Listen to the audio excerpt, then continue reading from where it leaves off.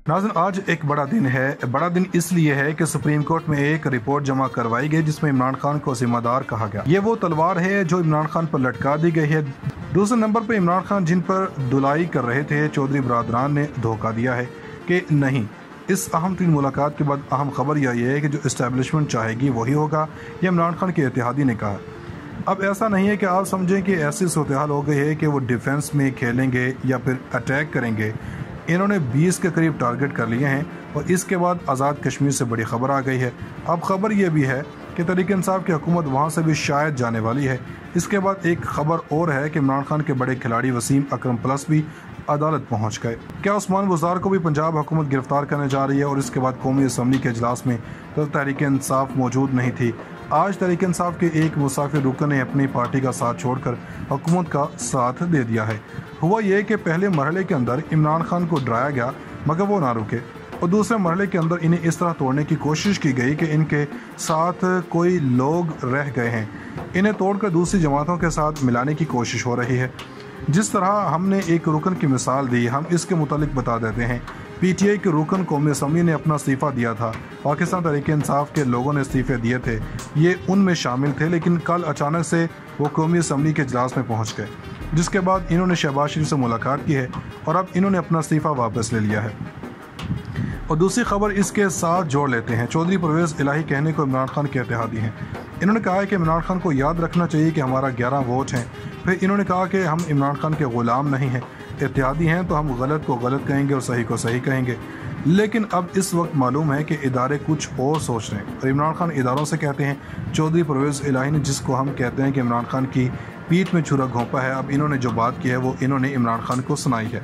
ये सारी बातें जो सुनाई जा रही हैं वो इमरान खान को सुनाई जा रही हैं। चौधरी परवेज़ इलाही ने कहा है कि पाकिस्तान की सियासत में कुछ भी ऐसा मुमकिन नहीं है जो इस्टेब्लिशमेंट नहीं चाहती है, और होगा वही जो वो चाहती है।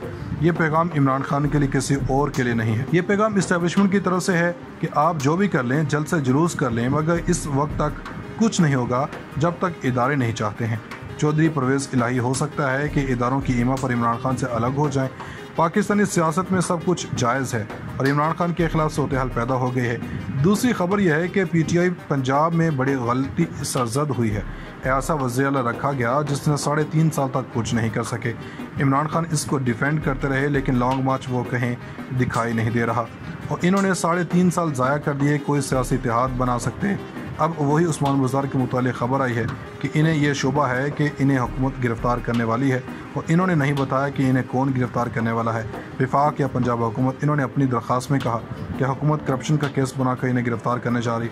अब एक और बड़ी खबर की बात कर लेते हैं। इमरान खान एक बार फिर से तब गए।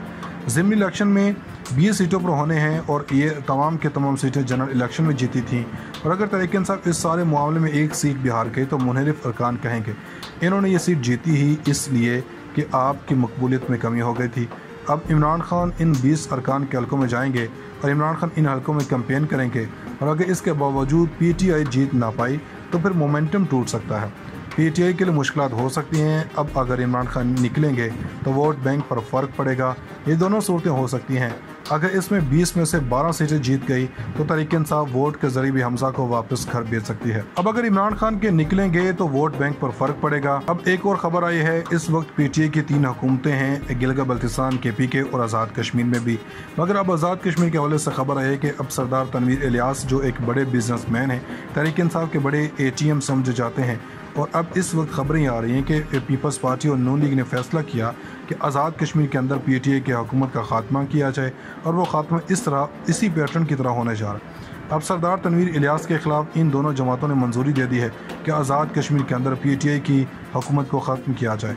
इसका मतलब ये है कि तहरीक इंसाफ 2 इलाकों तक महदूद हो जाएगी, केपी और गिलगित बल्तिस्तान तक, और जल्दी इलेक्शन होने ज़रूरी हैं।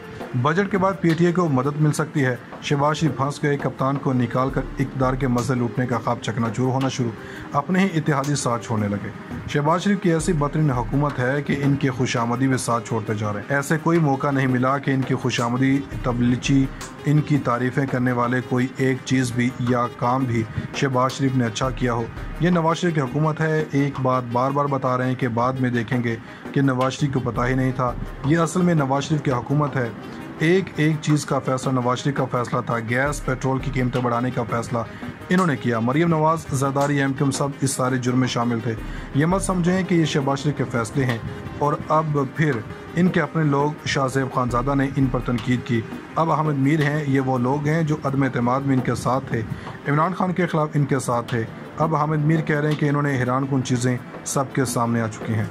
सबको मालूम है कि अदम एतमाद किसके हुक्म पर लाई गई और किस तरह लाई गई, मगर अब जो अदम एतमाद कह रहे थे कि ठीक है, मगर अब हालात बिल्कुल बदल चुके हैं। इसके साथ हामिद मीर का कहना था कि आप देखें कि चेयरमैन का नैब का मामला, इस पर भी हुकूमत के पार्टनर्स किसी नाम पर इत्तेफाक नहीं कर सके।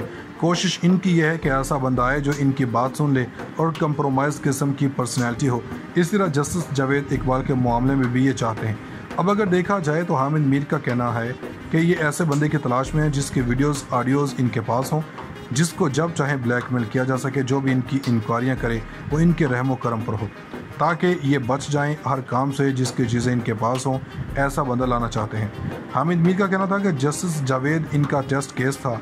अब आज पार्लियामेंट का मुश्तरका इजलास है, नैब का बिल पास करवा दिया है। ये इसमें इस तरह का क्लॉज शामिल कर रहे हैं कि इससे साफ पता चलेगा कि कुछ सियासतदान अपने ऊपर से केसेस हटवाना चाह रहे हैं। ज़ाहिर है आज़ाद जहनी रखने वाले जज और चेयरमैन रखने के लिए तैयार नहीं है।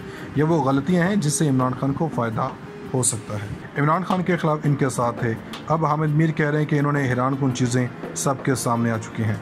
सबको मालूम है कि अदम एतमाद किसके हुक्म पर लाई गई और किस तरह लाई गई, मगर अब जो अदम एतमाद कह रहे थे कि ठीक है, मगर अब हालात बिल्कुल बदल चुके हैं। इसके साथ हामिद मीर का कहना था कि आप देखें कि चेयरमैन का नैब का मामला, इस पर भी हुकूमत के पार्टनर्स किसी नाम पर इत्तेफाक नहीं कर सके। कोशिश इनकी यह है कि ऐसा बंदा आए जो इनकी बात सुन ले और कंप्रोमाइज़ किस्म की पर्सनैलिटी हो। इस तरह जस्टिस जावेद इकबाल के मामले में भी ये चाहते हैं। अब अगर देखा जाए तो हामिद मीर का कहना है कि ये ऐसे बंदे की तलाश में है जिसके वीडियोज़ ऑडियोज़ इनके पास हों, जिसको जब चाहे ब्लैकमेल किया जा सके, जो भी इनकी इंक्वायरियाँ करे वो इनके रहमो करम पर हो, ताकि ये बच जाएं हर काम से जिसकी चीज़ें इनके पास हों। ऐसा बंदा लाना चाहते हैं। हामिद मीर का कहना था कि जस्टिस जावेद इनका टेस्ट केस था। अब आज पार्लियामेंट का मुश्तरका इजलास है, नैब का बिल पास करवा दिया है। ये इसमें इस तरह का क्लॉज शामिल कर रहे हैं कि इससे साफ पता चलेगा कि कुछ सियासतदान अपने ऊपर से केसेस हटवाना चाह रहे हैं। ज़ाहिर है आज़ाद जहनी रखने वाले जज और चेयरमैन रखने के लिए तैयार नहीं है। ये वो गलतियाँ हैं जिससे इमरान खान को फ़ायदा हो सकता है।